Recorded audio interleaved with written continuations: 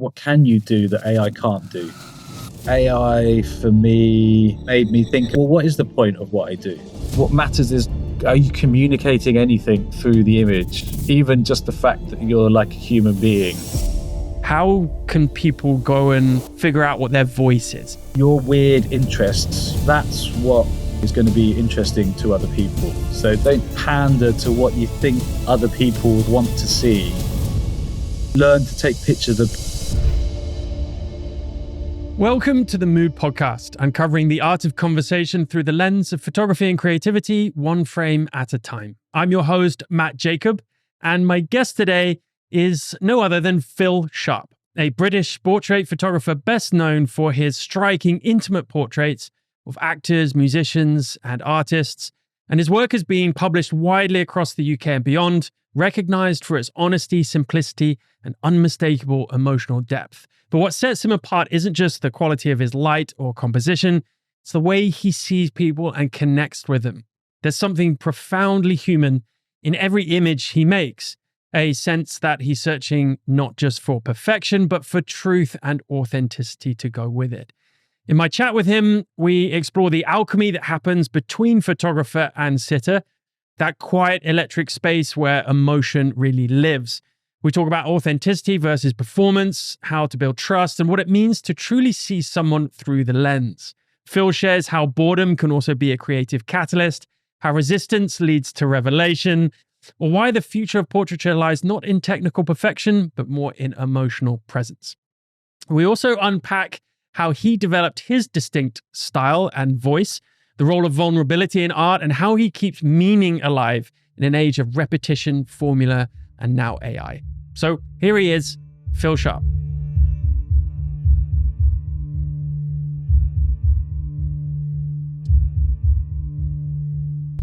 All right, I'm here with Phil Sharp. Absolute pleasure and honor. Thanks so much for jumping online with me for the Mood Podcast. I really appreciate it.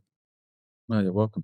Phil, I wanted to kind of dive straight in. I think I don't think we have enough time for kind of the small talk. We'll get into kind of your background and pedigree while we do that. But your work is hugely inspirational. I've been a fan for a few years now as a portrait photographer myself. I've always kind of, certainly in recent times, looked up to your work without wanting to copy it too much. But I'm really interested in this genre of portrait photography. I want to know, like, I've listened to you before and read a lot of what you've written about before, as well as studied your work. And I want to understand what portraiture teaches you about humanity, like really kind of gets into the psyche of yourself as much as other people, and how that really formulated in your early years as a photographer. Yeah, it's good. A big question to start on. Yeah, I mean, I suppose portraiture to me is fundamentally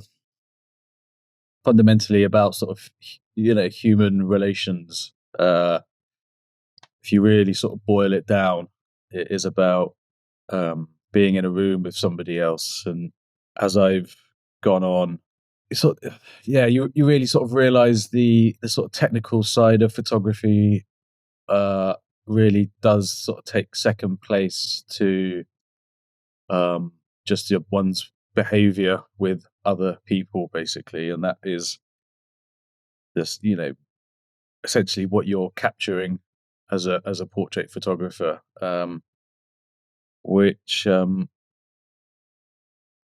I think even as a young photographer, you sort of know that's the case, but obviously you have to get good at the technical stuff. So you sort of focus on that necessarily first. But yeah, it's all about, I suppose I'm just trying to understand people, and then there's that thing about all portrait photographers, or in fact, I think all portrait artists are always essentially just taking pictures of themselves or painting themselves, like, and I think there's a sort of certain truth to that. It's sort of, my approach has sort of, become like the only way that I can really do it, I suppose. And why? I ask myself, like, why is that?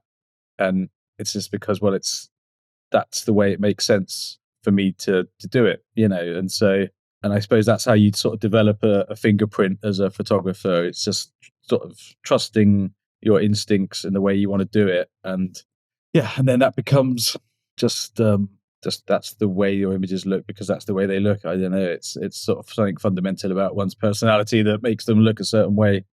Okay, sorry to cut away and interrupt, but I did want to mention the current sponsor of the show. And it's not often we have sponsors on the Mood podcast, but I really did want to connect with this project and feature them as much as possible where I could.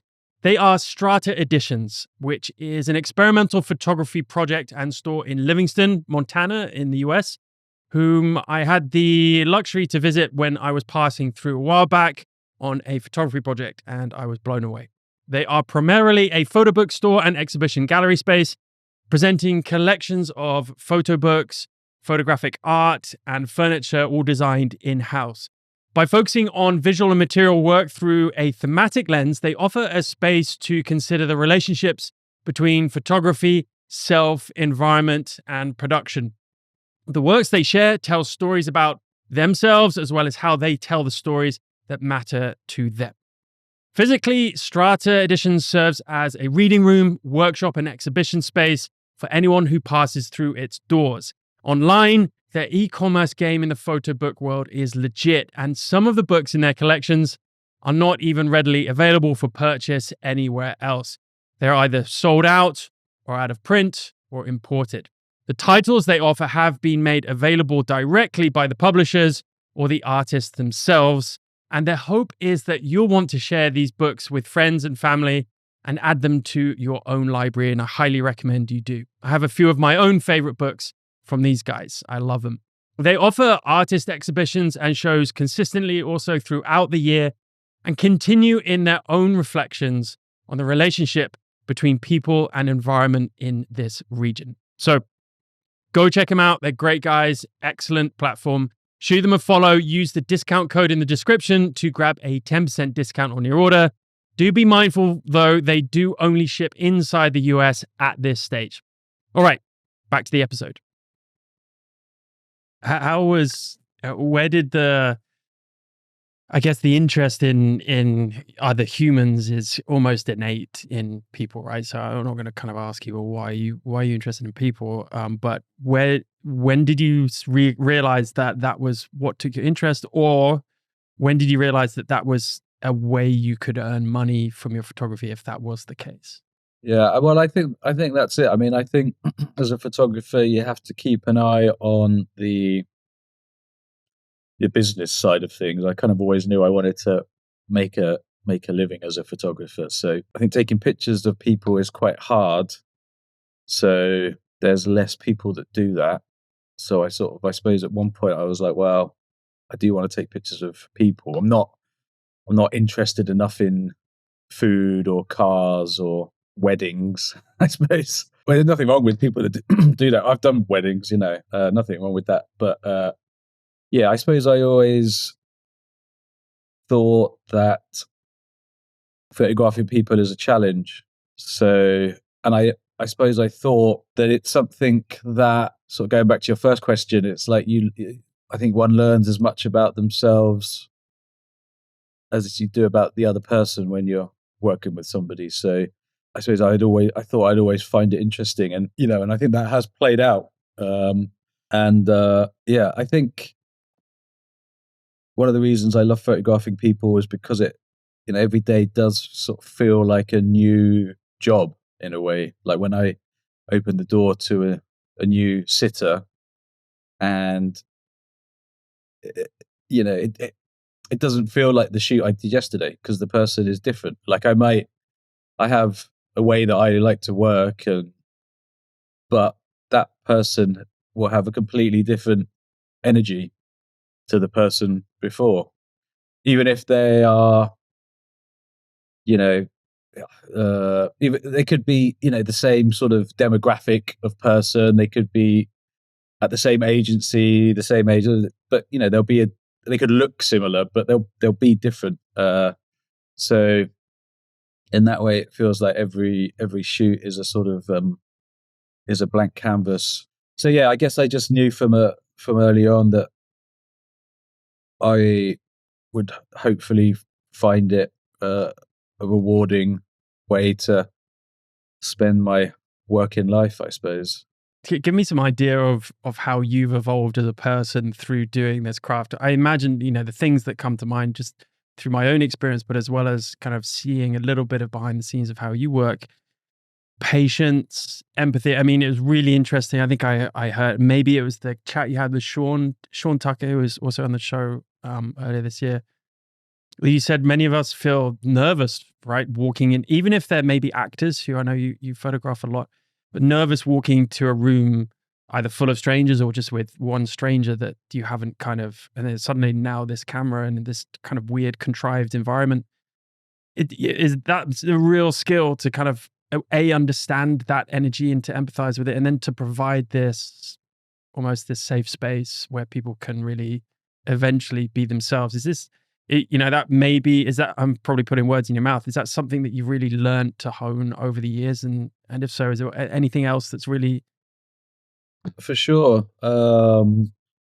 Yeah, I mean, yeah, it's all stuff I've it's continual learning process, and I never stop learning. Um, so the way I communicate with my sort of sitter is constantly evolving, and it changes from person to person. It isn't sort of one sort of set way of doing things. It's because I think empathy is really one of the key ingredients to being to what I do, at least. Yeah, you have to understand how your sitter is feeling to some degree, um, in order to get the best out of them, or to get them to to where you want them to sort of be with you in that environment, I suppose. And so, yeah, I mean, and everyone different. It can be professional actors. They can, professional actors can still be very shy and nervous. And, actors are just like any other job. Actually, there's a full spectrum of type of person that does that particular job. Uh, so, but I guess what I do expect from actors, I suppose, what I try to do is communicate to whoever I'm working with in a language that I understand, or language that I think they'll understand, rather. And what an actor should understand is that their thoughts and feelings and body language are all communicating something. And so uh that's what I'm going to be photographing. And so um when they sort of first sit down, I'll be taking pictures of somebody who will be thinking, I wonder what I should be doing. That's what the pictures will say, because that's what the person is thinking. But then as time moves on, hopefully my sitter will start thinking or feeling other things. And then that's what I start to photograph. So yeah, it's not really. Was chatting to somebody at a party once, and I was explaining kind of what I do, and she works as, she had something to do with like neuro linguistic programming, basically. And she was like, you're what you're doing is neuro linguistic programming. And I was like, oh, okay. I hadn't really thought about it like that. But the words you use when you meet somebody, and I don't really think about this in my personal life at all, but like in my professional life, I suppose I do. But it's like, uh, you know, I I won't say to somebody like, I won't even say like, oh, don't be nervous, because I don't want to say the word nervous. I'd say like, this is this process is easy. This is a space where you can like just do your job. It's like using like positive words rather than like, don't be stressed, because I often, I think you're sort of putting that word Yeah. into someone's head. Yeah. So yeah, I just think you can use language,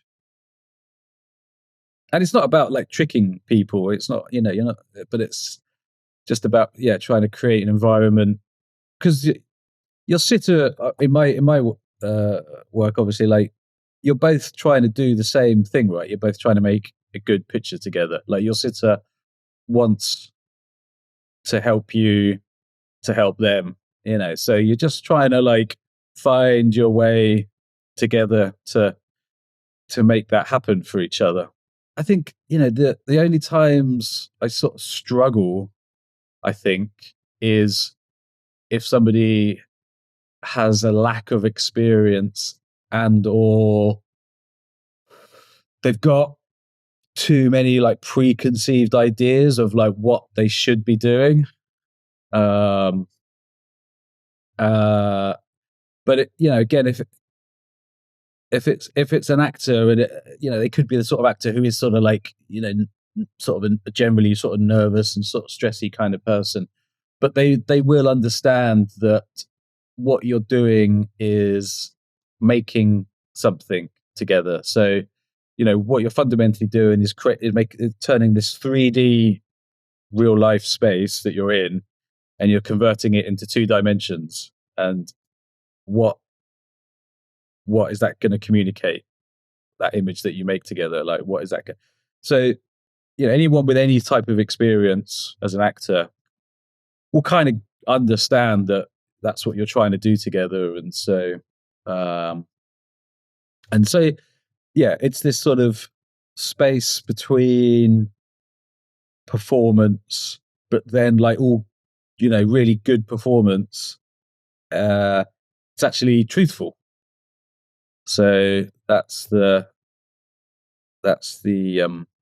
sort of little frequency that me and my sitters try to sort of meet on, I suppose. Tori, what do you mean when you say, I understand this dichotomy or this kind of evolution from performance, because everyone performs in their own way when they come in, right? Especially if it's new to them, whether they're an actor, great perform, that's kind of often their natural state, or if it's a non-actor, they still have the shield on and a mask until you're able to really get underneath and just allow them to show their true selves. What do you mean, like good performance is really truth? Is that what do you mean by that? Well, I suppose it's a performance in the sense that they are sat in front of you and you're pointing a camera at them. So, but I think, because what I've sort of ended up doing is it's just basically telling my sitters just to like listen to music. I just play music loud and just listen. And so it's a performance in the sense that like that you've constructed this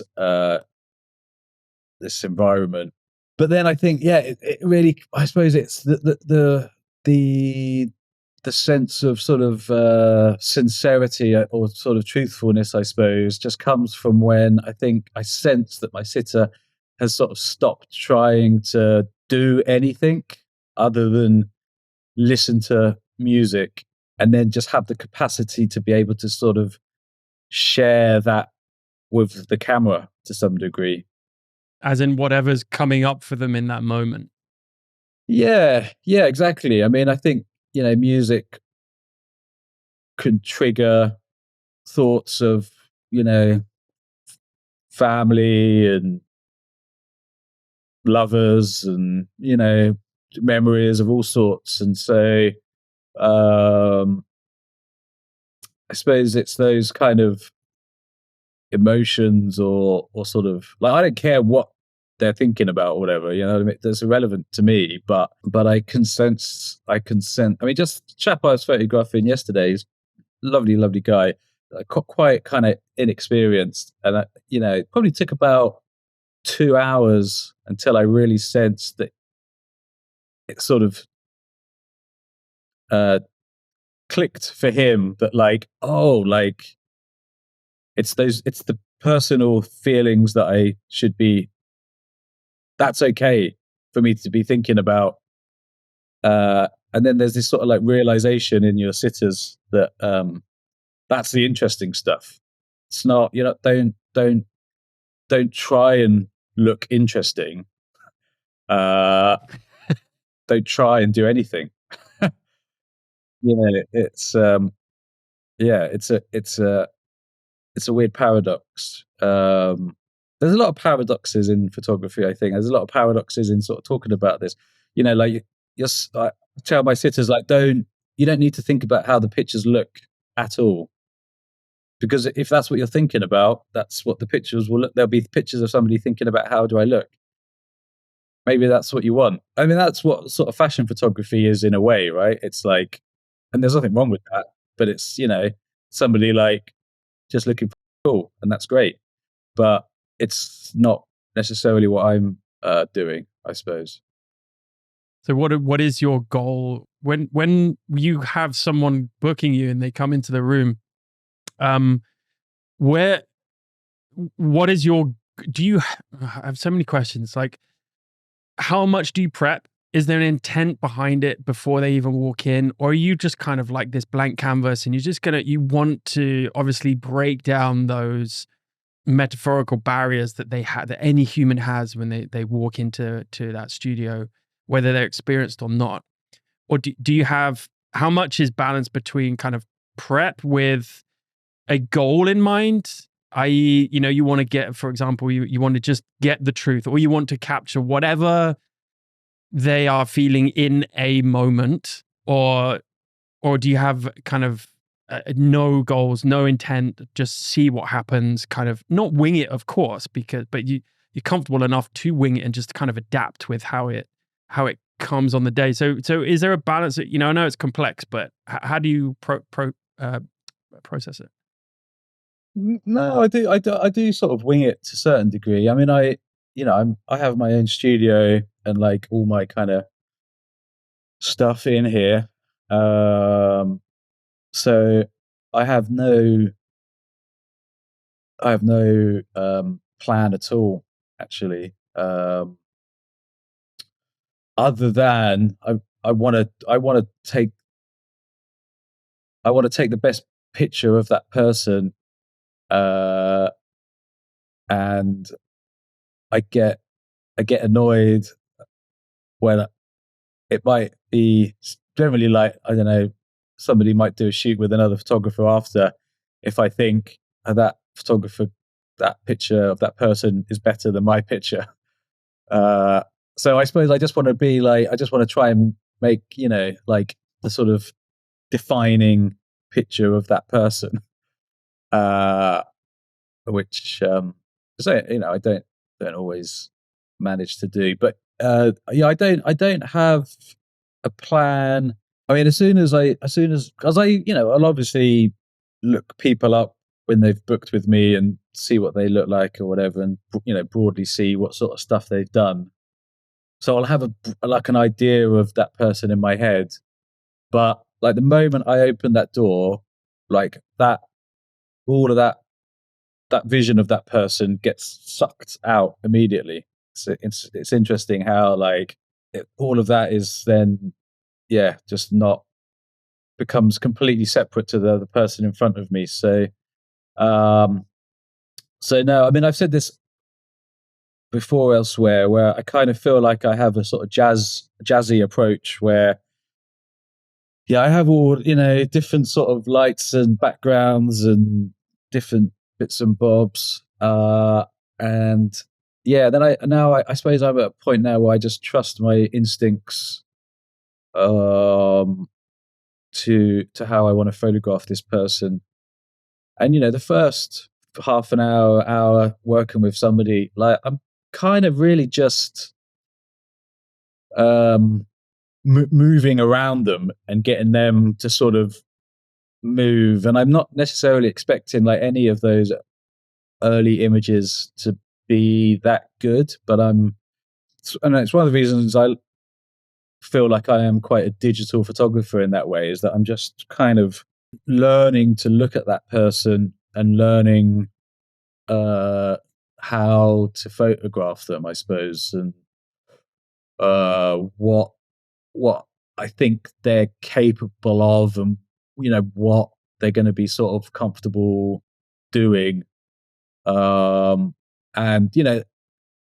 you can glean that by how they are responding to certain pieces of music, or like maybe the clothes that they've sort of brought with them, or um, the sort of stuff that they want to talk about.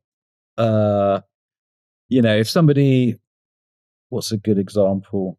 Like, you know, just we're sort of chatting, and they might, like, the chat this week was like, oh, I probably just said, oh, have you had a good week? And they're like, yeah, I went to see the new Paul Thomas Anderson film, and and then you're talking about sort of cinema, and then you kind of and you're talking about Phantom Thread, or sort of, then you're sort of opening up about certain visual language. So it's like, okay, like, then I sort of I know this person will speak an interesting visual language with me somehow. You know what I mean? Or certain piece of music might come on, and they're like, oh yeah, like, this sounds like blah blah blah, and then so yeah, it's a dance, I suppose. I think a photo shoot is quite a lot like dancing, like,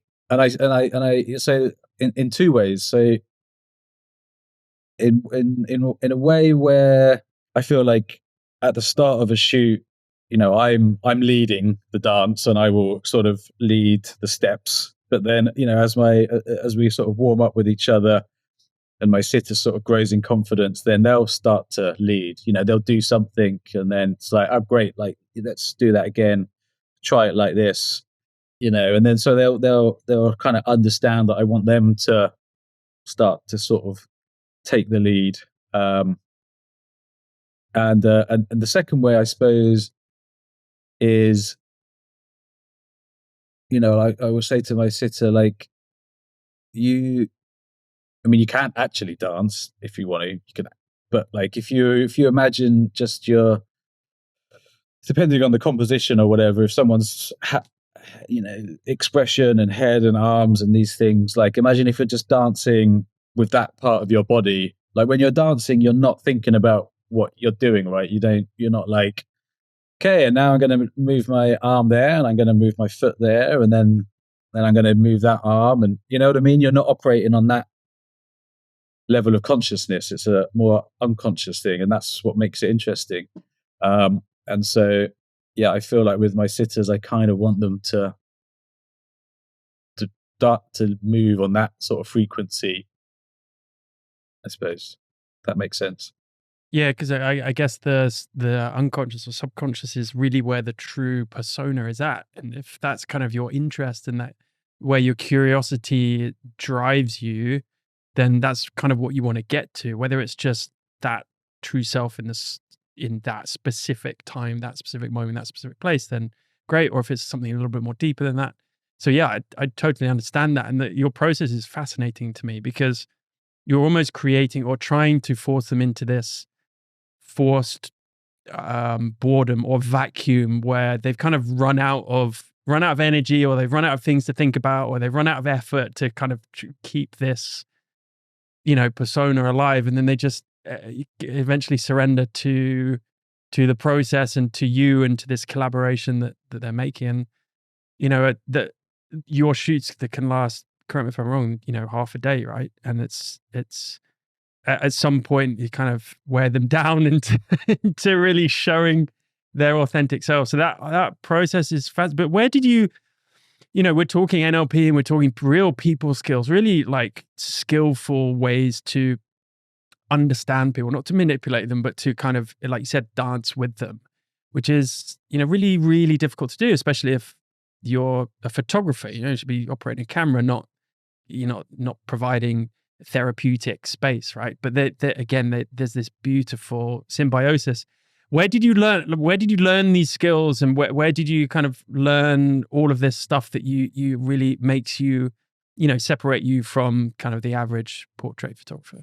I mean, how old would I have been? Early 20s. Um, I worked in a family portrait studio. Um, there was a franchise in the UK. I don't know if it was elsewhere, called Venture, which a sort of white cube. It was the first sort of brand to do kind of very sort of active sort of family portraits. Basically, like people would be sort of, you get people sort of all jumping on each other and, like, just hugging and pushing into each other, and just so you're capturing people sort of laughing and stuff. And I worked in that studio for a year, and I learned. And the way that business worked was they would sort of sell vouchers for sort of £25, I think, and that would sort of entitle you. You'd get the shoot, and then you'd get like a kind of small print, and then obviously they would sort of upsell you to try and get you to spend on what the shoot was worth, which would have been, several, you know, a, a grand at least, I suppose. But every so often somebody would spend like 3, 4, 5 grand, and that was the sort of business model. But it meant that you got a lot of families who just spent 25 quid, weren't interested in the shoot, um, didn't like each other, uh, didn't want to be there, and it was still my job to try and get like an interesting photograph out of these people. And so, I suppose that set me on the path of sort of trying to understand, like, how to get something out of people. But I mean, that was, completely different to what I do now. But I suppose, looking back, that was sort of formative in a way of spending a year being like fronted with that scenario, like day in, day out. um and and then sort of really since then, um it's just evolved from trying to shoot as regularly as I can. The importance of the music has evolved from, I would always play music, but it didn't start off like being the thing. Um, but uh, I suppose I would just notice more and more, like, oh, like, I think this piece of music is like, triggering something in my sitter. Yeah. So it's really evolved from like, um, from that to just be like, yeah, just listen, just that. It feels like the sort of natural evolution, I suppose, of like why let's just cut to the chase. Like, it's the music that you can use. And again, with and I sort of try to learn about. I've never been an actor or anything, but I tried to learn about actors and acting and how they work and how they do what they do. And so, like, all actors are different. They all do it in a different way. So there's not one way of doing it. But what how can I help an actor along? And so, uh, giving an actor something to do, and in my case, listen to the music. That's the thing you should be doing in this scene, if you like. With the music specifically, just to kind of double click on that, is this your music that you kind of put on, or is it their music that they request, or you ask them? How does It's that not work? no, no. It's not music that I make. No, no. I think my wife is a musician, and I do play her No, I music mean your sometimes. your Actually, is it your taste and your playlists, or is it theirs? it's my music. Yeah, and people would people would say, "Oh, do you mind if I put on a playlist or play something?" And Used to be like, yeah, of course, no problem. But actually now I say no for two reasons again. First one is because it could be terrible, and I don't want to listen to that.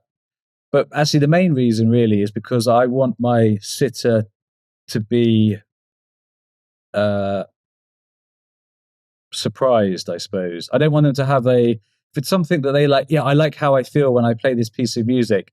Like, it's going to be it's less interesting. It's not going to capture them by surprise, or, it's not like, and I think I want them to hear a piece of music that's going to trigger something in them that's not like, I don't know, it's a bit too comfortable. It's a bit boring if it's like, oh yeah, I don't know. I think if it's a piece of music, either and actually, and this is one of the joys in what I do, like, just a couple of weeks ago, there was a guy, and this is all in my head, but I sensed that he'd never really appreciated like jazz music before, say, and there's like a Miles Davis song came on, and I could sense it was like blowing his mind, and that's what I want to take pictures of. I suppose is like, and it wasn't doing a huge amount.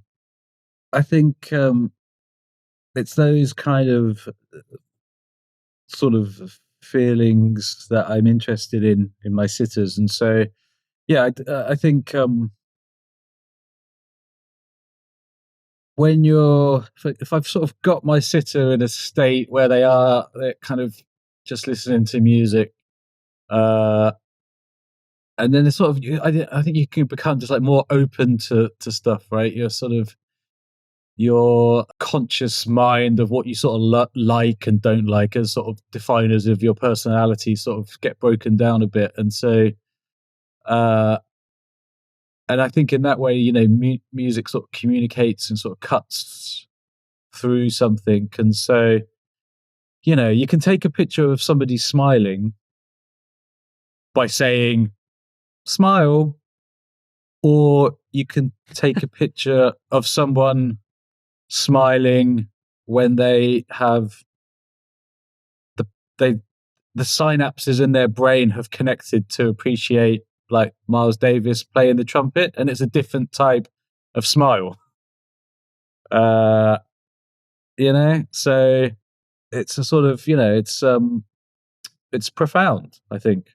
So if I can photograph people in those kind of moments, then if it feels profound to me, then I think the picture will be profound. Uh, so and uh, it feels like a sort of cheat code that I get to play, you know, music. It feels, it's like such an easy thing to do in a way. Like the musician has done all the work, and now I'm just using that. I think if a sitter is, yeah, I don't know, like like we're saying, there's sort of, you're guarded when you first meet somebody or in this sort of situation, but like a musician is sort of bearing their soul, then it gives the person who's listening to the music, it's like, oh,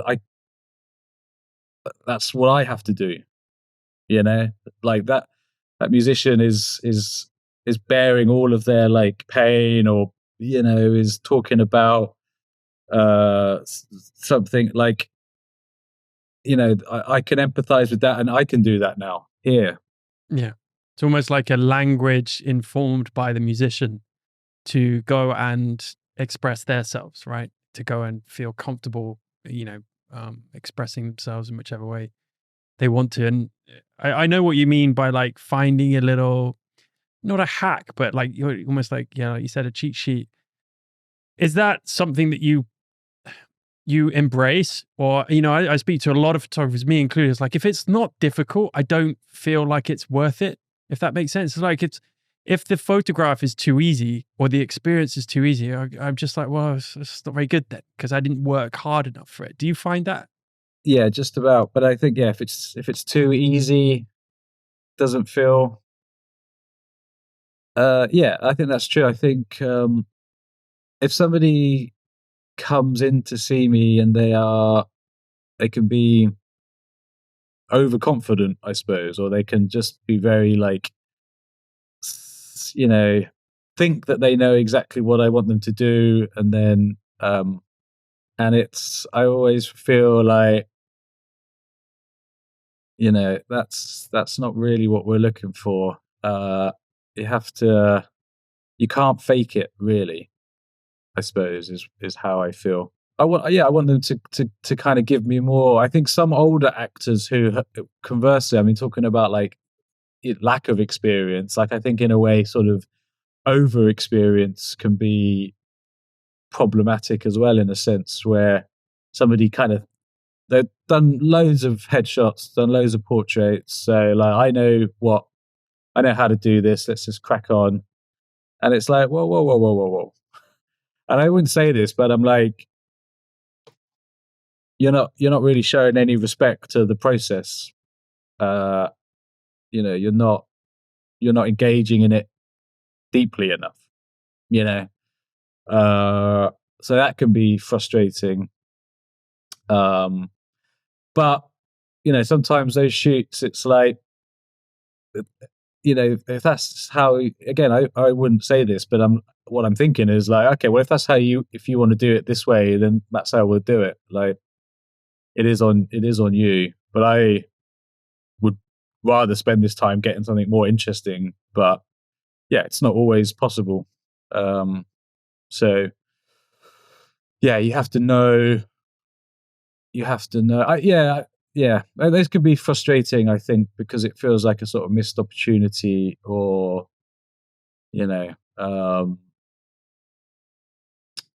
yeah, somebody just not not given the process it the respect it deserves. Like, not me, but the process. Is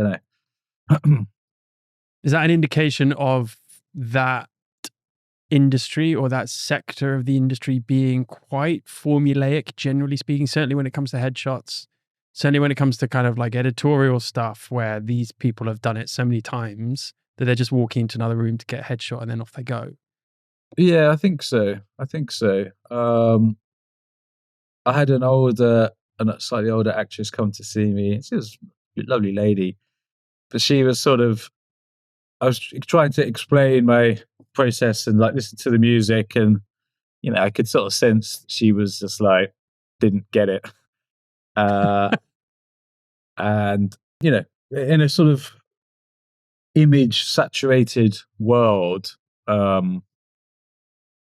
think you've got, it doesn't like it. It's a paradox with it doesn't matter what you look like, in a way. Like, what matters is like, what are you communicating anything through the image? Even just the fact that you're like a human being, like, is that and okay, it's a headshot, but who are you trying to appeal to, really? And fundamentally, it's like, okay, there's the actors, there's the agents, there's the casting directors, and then the casting directors are using the images by talking to like producers and directors, and sometimes like writers, and all these creative visual people. And so it's like, look, you can afford to speak an interesting creative language. It's like, okay, fine, if you're working in commercials and you're selling toothpaste or whatever, maybe it doesn't matter. But if you want to be doing interesting theater or it's a creative industry you're in. Yeah, like, you could be interesting. Like, it can be. And she was like, no, like, people look at headshots and they go, pretty, not pretty, pretty, not pretty. And I was like, I mean, maybe that's how it used to be, but I don't think it's like that anymore. And I was surprised at just like, wow, it's dismissive of like and it's like, and it's also like, I think of this process as like a discrete creative project that you can make good.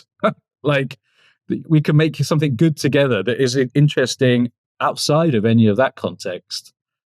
And timeless. Yeah, just exactly like an image for your great grandchildren to be like, wow, like look at great grandmother in like 2025. Like, wow, like, it's gonna be, hopefully Wow. be. Yeah. This was before AI. Like how did people take images back then manually? That's crazy. Yeah, exactly. Yeah, who knows. So yeah, it can be quite hard if yeah, people are not sort of, and I don't expect people to come into the room and know that, because they're just like, just been told I need a headshot, I'm going to go and get a headshot. But then, like, once you're in the room, it's like, okay, let's make something interesting. Do they often like raise their eyebrows about the length of time? I mean, you must brief them like, I'm going to need you for 4 or 5 hours, maybe. Do you get some raised eyebrows at that? I mean, people. I mean, I'm finding I take less time now. To be fair, I suppose. Just put Miles Davis on and it happens fast. Yeah, so sometimes 4, rarely over 4 hours now. I suppose 4 or 5. I don't know, 2 to 4. I suppose is pretty par. No, I think generally people are happy to spend time, because I mean, what I do isn't particularly cheap, so it's like there's a sense of wanting to get their money's worth, I suppose. And but it's an energy thing. Like, a shoot earlier this week, excellent actress, did sort of, kind of hit the ground running in a way. We're getting pretty good stuff earlier on. Was sort of got my process, and so and then so there's I can sort of feel this sort of pattern where you're sort of you're sort of getting good stuff, and then there's kind of this point where, like, you just sense that we're both kind of knackered, Yeah. uh, and then I'll often sort of try and shoot through that a bit and sense, like, will we get a second wind? But sometimes it's like, no, we got the good stuff earlier. That's fine. And then sometimes, yeah, I could be like working with somebody for 2 hours and sort of thinking to myself, maybe we do have the good stuff. Maybe it's as good as we're going to get. And then I sort of sense like, oh no, I think they have finally got it. Like, okay, great. And then we shoot for another 2 hours, because it's like it's taken 2 hours for them to kind of Interesting. find Yeah, it. it was going to be one of my questions, like how you maintain that energy, but also how you identify when, you can sometimes force it, right? And how to identify when you've got enough and when, but I think you've just answered that question. But Yeah. I feel like, I was going to say, I feel like I'm sort of like, like wringing out a flannel or something of water, and it's like I kind of want to know it's like, that's it, it's done. There's nothing, because again, I want to know that I've taken the best picture. I don't want to. no regrets. Yeah, no, leave nothing left. Leave nothing out there. Yeah. Yeah, exactly. I feel like sometimes though, when I go home and, like, I'm completely exhausted. Like, it is quite a sort of physically and mentally draining process, actually. And as I get older, I sort of.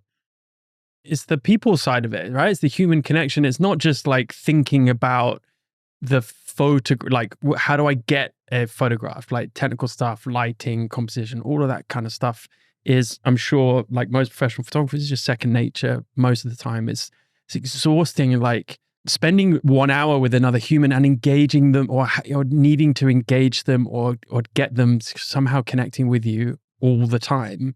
1 hour is exhausting. A teacher knows that, right? Or a mentor or what, even with podcasts, like just that kind of intentional conversation and trying to kind of get something out of it. It's tiring, let alone 2 hours, 3 hours, 4 hours. It's, any photographers out there, any portrait photographers out there can kind of empathize with that. That's why I kind of, even my eyebrows were a little bit raised when I found out some of the lengths of your portrait sessions, but that's why the results are so amazing. And tell me, by the way, I just want to mention for our non-UK audience, that's the first time I've heard the word flannel for many years.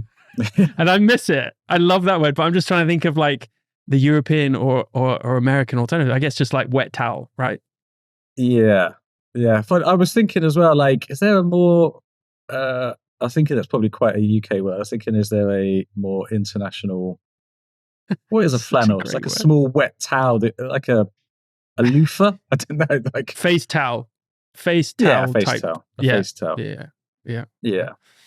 Anyway, let's pivot a little bit. I want to kind of now move into the business side of things, and I want to understand what you do with these images. Obviously, it's one thing getting them, and then give us an idea of your business model surrounding these types of shoots.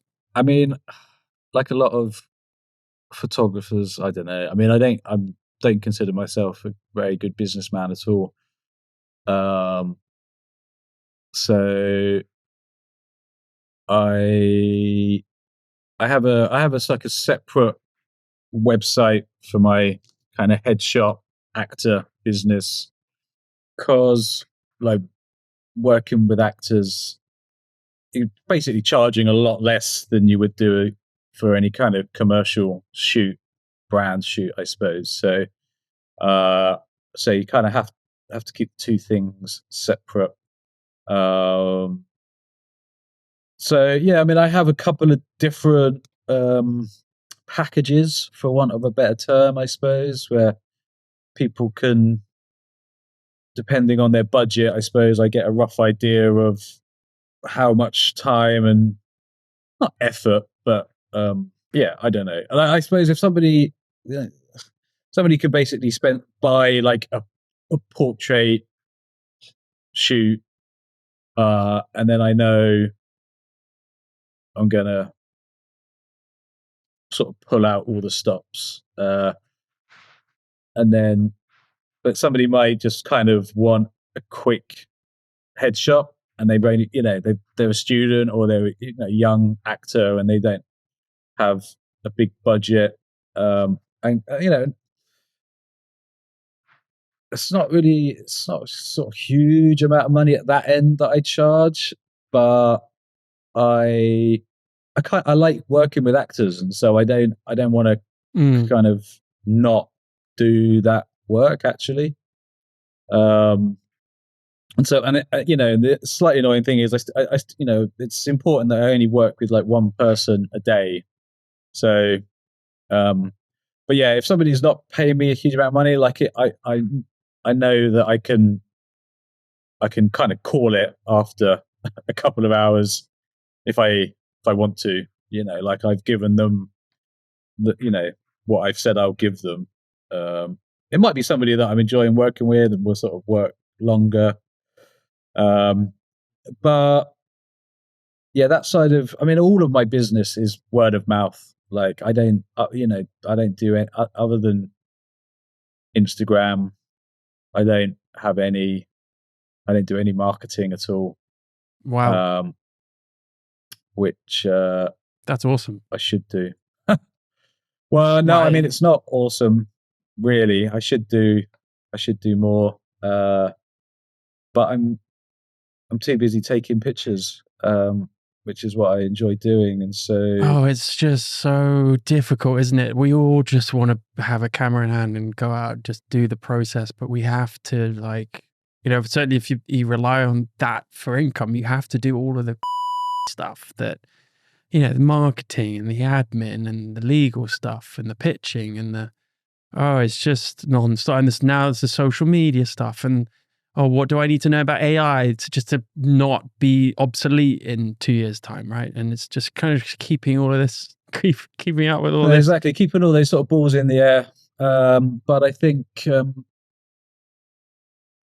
I think I'm not. I don't know. I'm not very good at like emailing the same people like over and over again and not getting a response. I suppose it's just like, um, and so I do get bits of commercial work come in. Uh, like I've gotten lazy in the sense that I like my my studio and my process and the way I kind of work is what interests me. I don't know, like working with sort of big agencies on projects with like loads of voices and just find I'm like as I get older I'm more and more like I don't know. I'd rather do just lots of small jobs. I'm happy doing that and like, you know, yeah, I don't know, just working on I've never really been good at pretending that I care about your brand.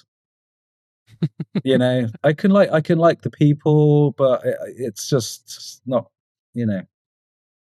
So with just through word of mouth, like how many shoots are you doing a week? Because it's obviously quite intensive, and that's like a whole day basically to do a shoot, right? Yeah, I try and keep it to three.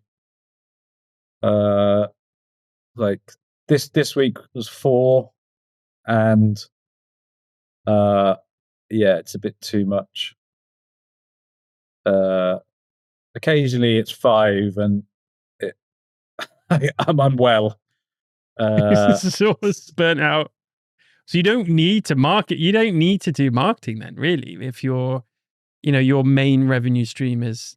well, the marketing is the pictures themselves, I suppose, and then like I'm lucky that actors it's a self-propagating network where actors talk to actors are working with other actors, so and actors should be getting new images every 2 or 3 years, so I get repeat work as well that way. And yeah, and and that's actually one of the real joys in what I do is working with the same actor sort of over time. So some actors now I've worked with 3, 4, 5 times over the past sort of 13 years, 13, 14 years. And so seeing how we've both sort of developed um, as artists is one of the real joys. I think when I'm older and I look back at my work and I'm like, oh wow, like we started working together when you were like 17 and now you're 60, and like we've got this amazing archive of images that we've made together. Like what a joy that will be, I think. I can sense like what really matters for you is the people, right? It's okay. The photographs are extremely important. That's what you do, but much deeper and more enjoyable than that, or more meaningful, is the connections you have with the people, especially those that come back. Would that be true? Yeah, yeah, I think so. But I mean I think that's true for everyone really, in everything. Like whatever job you're doing, like if you don't like the people you're working with, or like or if you don't, that's really what what we're all doing, I suppose, is just Yeah, good point. communicating with other people and yeah, trying to make interesting things. Speak. It make interesting. Speak off the page. And when we think about the actual, I guess these days, pixels, right? I know you've done a book a while ago. I don't have my hands on a copy of it, but I've seen kind of some of the pages online. Is that something that really like you would want to go into more? I know you've done the odd exhibition as well, and prints. Is we live in a world of just screens and digitization. Is that something that interests you? Like obviously, as photographers, we love to see physical photographs rather than just something on a laptop screen or a phone screen. Is that something that you have planned for the future? Yeah, yeah. yeah, I would definitely want to make another book. Yeah, I love photography books. Um,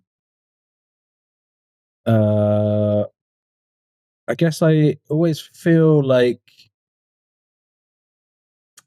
what if my, I mean, I have made a book already, and that was interesting to do. Um, and yeah, I definitely want to make another one, but I always feel a bit like, oh, what if I take a really good picture next week, and that's I don't know, not that's not in the book.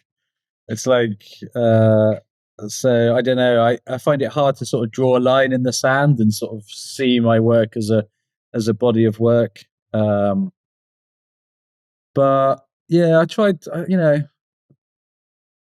I don't get much kind of industry interest in my work, really. Like, from a sort of, again, like, approached a couple of publishers and just been like, I don't know, do you want to have a meeting? And like, I get nothing. I get not even like a response. Um, so it's sort of feels like, I don't know. I just continue to make the work, and then I don't know. I will do something at some point. Yeah, and it is nice seeing, making big prints and sort of displaying them. I do enjoy that process. Uh, I think it is important to see work in print. Um, so yeah, so I will do another one at some point, but yeah, it's a entirely sort of separate creative process that is very hard. Have you made a book? No, but I'm working on potentially one. It's hopefully within the next year. I should be in a position to finish the work by kind of Q1 next year, and then it's going out into the big bad world and finding a publisher and pitch it and doing all that pitching and networking and all that kind of stuff, which is, I guess, part of the challenge and some of the joy. But these types of endeavors, which can be so fulfilling for us as photographers, a lot of the time they cost a shitload of money. They don't make you anything other than potentially a bit of authority in the space or a bit of reputation and maybe a widening of a network and a few more opportunities that might come from it. But in terms of like a revenue a stream, a book is probably, you've got to be like top 1% to really kind of make a good living from selling photo books. It's more, like you said, it's more like a separate creative endeavor that's just we do for fun or for an artistic kind of um output, right? An artistic kind of endeavor. Yeah. I sold all my, I made 300 and I sold them all, and they went all around the world, which was really nice. But Who is your publisher? I just self-published. I just did it myself. Yeah, I spoke to a guy called good photographer called Neil McDermott, who has made some nice books, and yeah, he was like, the only way you'll ever even really break even is if you self-publish. Uh, like, going through a publisher is going to cost you money. Weirdly, and this is going back, like, this is sort of just about pre-COVID, I suppose. All this is all constantly changing. So, I mean, who knows now? But I see it more of like a marketing tool, like a marketing expense almost. Like, obviously you don't want to lose money on a book. I think if you can break even with a publisher, then you're doing all right. If you make any money, then you're doing great. But they both have pros and cons, because if you self-publish, you've got to, I don't know, it's like a maze, isn't it? And then, a publisher might come with a bit of gravitas and some, obviously a skill set that you would have to learn yourself, and maybe some networking and some connections that would be really powerful for you. But they take a huge cut, quite rightly. But it's I think, I mean, they take everything, basically. You might, like you say, so it ends up being like a marketing kind of thing. But yeah, I mean, I would probably try and go through a publisher again, purely because I think just sending the process of sending, not even like the marketing, because I didn't really have to do a huge amount, but just sending it the books, and then one's getting like caught up in various customs and people having to pay, like all of that sort of stuff, and you know, and then at various. And I feel like the world now, like all of that sort of stuff, is particularly volatile, isn't it? I know Mm. a couple of weeks ago, like the US were like going to start charging like you know extra tax on these particular book imports, and then they didn't, and then they did again, and it's like so yeah, all of that sort of stuff is just a headache, which yeah, your one's publisher or whatever, would be Can deal doing all with. of that sort of stuff for Yeah. you. So So how do you see the next, how do you see, I mean, both the macro and micro environments in your world? Like, I've talked about AI so much, either just with myself or with other podcast guests, and I don't really want to kind of go into that again. It's kind of there and we'll deal with it. But where do you see portraiture like being? What is the future of it? Headshot world, portraiture. How do you see that evolving or devolving over the next, 5 to 10 years? Do you think it's going to change much, or do you think kind of this essence of human connection through portrait photography will always be as prominent and profound as it is now? yeah, I mean, I'd like to think, uh, like I don't really think about it in a sort of hugely broader context in a way, but I mean, I think what I do, I'd like to think what I do like has a value and has created a sort of a way of doing things that um, has a real value, and I think you know the AI for me, without going too deep into AI, like sort of made me think about like, well, what is the point of what I do? Like, if like what is it? And I think that's fine. It's like what can you do that AI can't do? And I think if you're an artist or a photographer, and you're like, oh, actually, you know we don't need stock photography anymore. Like, we don't need pictures of people in an office standing around pointing at a laptop holding a cup of coffee anymore. But then there wasn't, you know what I mean? But that wasn't really art anyway, right? That was just like that was always commerce, and so now AI can do that for us. So those photographers, I guess, are done. Um, I would like to think what I do is different to that, and has value. Yeah, I think with my sort of optimistic kind of cap on, I think AI might actually make what sort of good photographers do more valuable. I'm with you on that. Yeah. That's that kind of capturing, real sort of human interactions, and sort of taking things onto a sort of sort of higher level in like how and what you're trying to sort of communicate. Um, the deep sort of humanness of the portrait situation and the sort of stuff we've been talking about. Hopefully that sort of becomes more valuable. Uh, so yeah, for me, it's a sort of slow but kind of constant evolution, I suppose, in like how I work and what I do, and I don't really plan it too much. But I do sort of notice, I look back, I suppose, at pictures I took sort of 3 or 4 years ago. It's like, okay, like I am doing things in a slightly different way, or um, so yeah, I don't really try and overthink it too much, and I feel like yeah, you sort of, I suppose, look look to the past, or to help you inform the future in some ways, or I'll discover a new artist or photographer that inspires me, and it will be like, oh, I'll go down that road a little bit, but in a way, like, not not really trying to sort of reinvent the wheel, or um,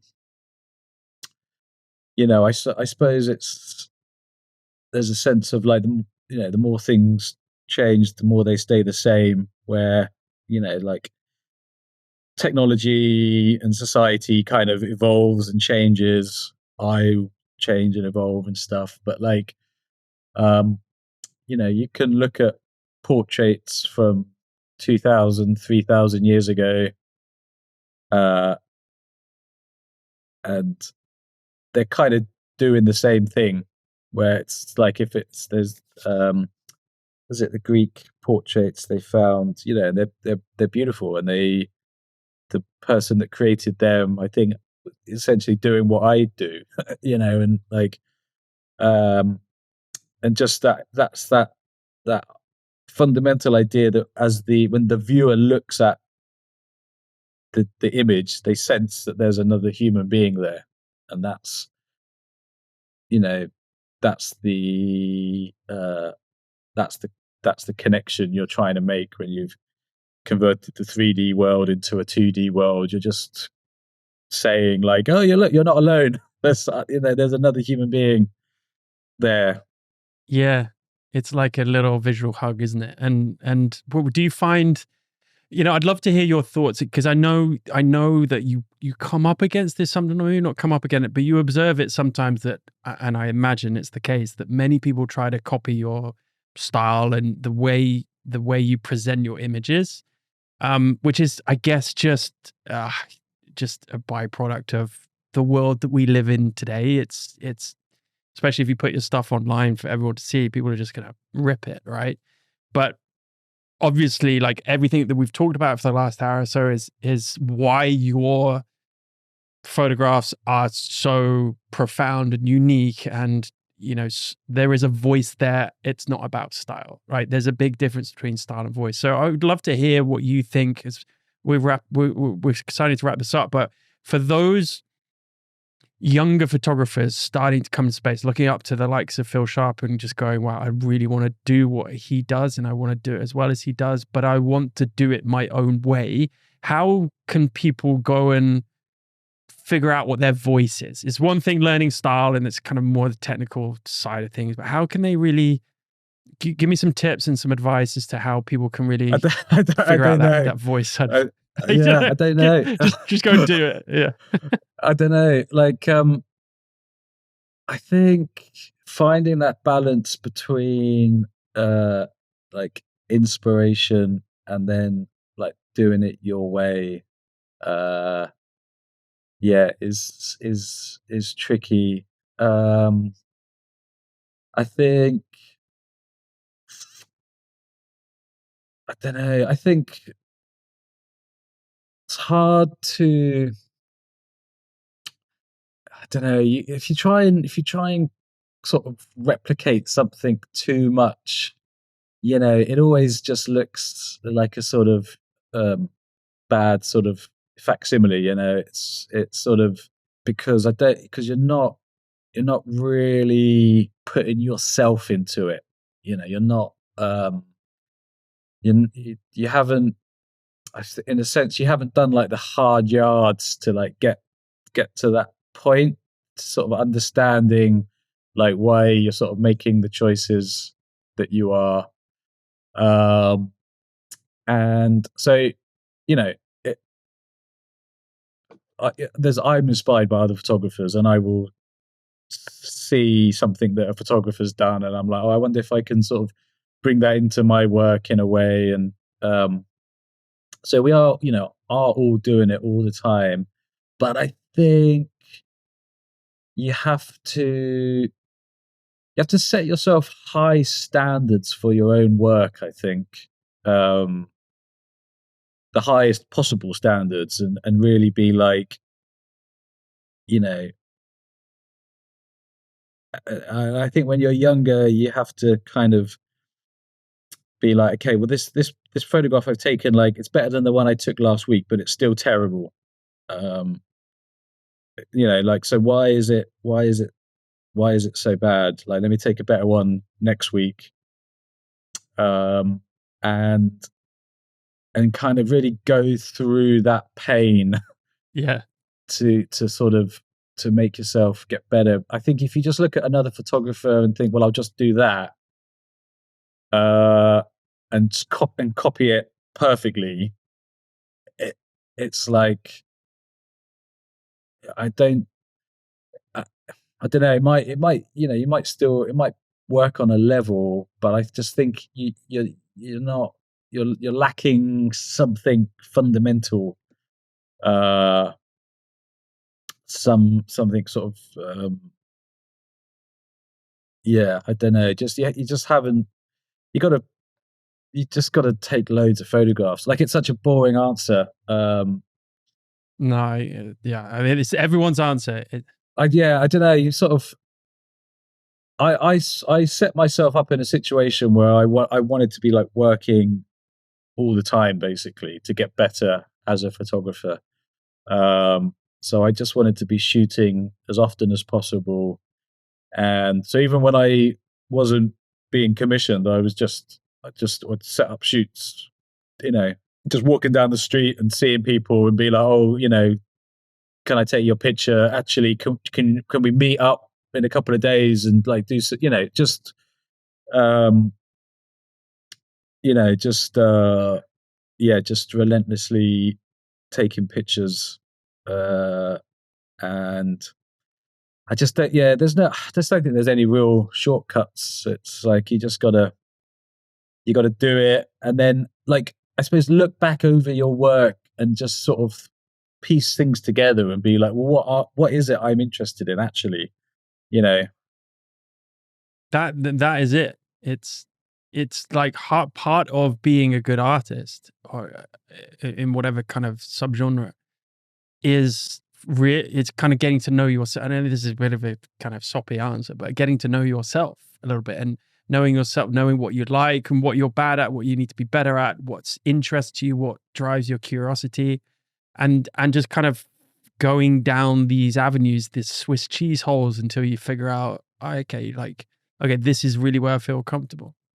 and even though obviously the commercial side of photography is really crucial, if you want to, do it professionally, you got to sort of balance that with, like, um, people people will eventually hire you because you have an artistic approach, and especially more and more in the AI age, it's like, so the the weirdness is your weird interests, your weird psychological makeup or whatever.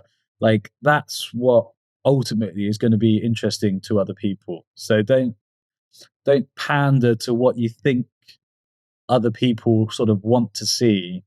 Your the weird pictures that you make, that those are going to be the interesting ones, and then maybe you'll find a way of, like, turning that into something that you can sort of sell to other people, or you can find it in a way to sort of, I wish I'd have known that earlier, actually, like, not to sort of not to try and please some imaginary client that I didn't even have.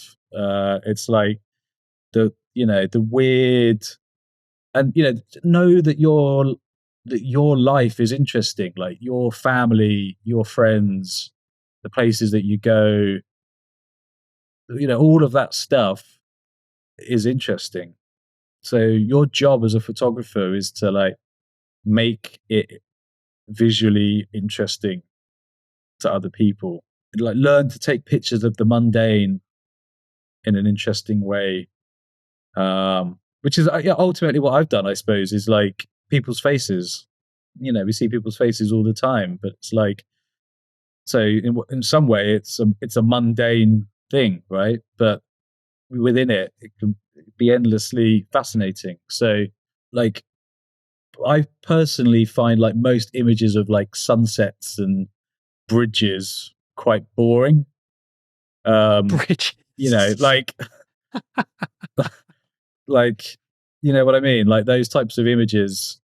Um, a sort of slow shutter speed, like wave going over some rocks, like, seeing the same picture a lot. A million times, yeah. Yeah, and I'm being glib, but like, it can be pretty boring. So I think, and but if I was, so I'd grown up in like in my teens, I suppose, in Milton Keynes, uh, a sort of new city, um, which to me was quite boring place to sort of grow up in lots of ways. But like, if I'd have had somebody to tell me like, no, this is like particular place and a particular time in history, uh, those weird little things that you're interested in as you walk to school or whatever, those textures on that underpass, or like, this uh building, or whatever, like all of that stuff is it will be, is it actually interesting? If you find it interesting, there'll be somebody else that finds it interesting. So like those those things are, what other people will, find interesting. And like the weirder the better, I suppose. you know um Embrace that sort of weirdness within you, because that's actually what's interesting. Well, Phil, you must be so weird because you're so good at what you do. But you've been great to talk to. Thank you so much for joining me. I'm extremely tempted now to when I'm over in the UK next, give you a call and buy one of your packages. But I'd love to be photographed by you one day because I think you're. I don't really photograph other photographers, actually. Oh, okay. Well, maybe I can convince you. We could certainly have a coffee or a beer or something, but Yeah. Okay. All right. Well, I won't. Yeah. I know what that's like. It's not it's not a nice experience. Look, Phil, thank you so much. I'll let you get on with the rest of your day. And I know the audience is going to absolutely love hearing what you've had to say. And I wish you all the best. We'll look out for another book. And in the meantime, keep up the incredible work. You're inspiring more people than you realize. I know that. So yeah, thank you once again. oh, nice. Well, thanks very much for having me on. I enjoyed it. All right. Cheers, Phil. Cheers, mate.